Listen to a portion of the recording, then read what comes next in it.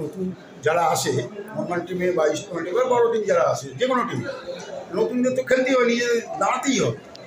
তুমি এই 10 বছর খেলে গেছে তার পাশে খেলে তুমি 4টে গোল করলে সেটা তোমার কৃতিত্ব নয়।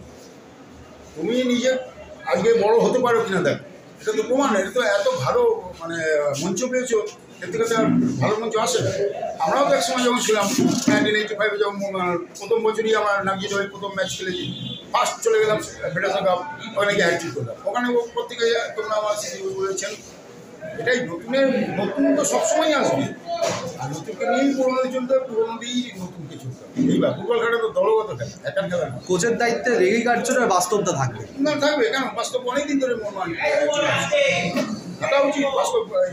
বাস্তব তো জানে, অনেকটাই জানে। কেন আমরা বাঙালি কোচের প্রতি আমরা ভরসা রাখবো না কেন? নিশ্চয়ই বাস্তব অনেক কিছু শিখেছে, বাস্তব ঠিক পারবে। ঠিক আছে, ঠিক আছে, একদম।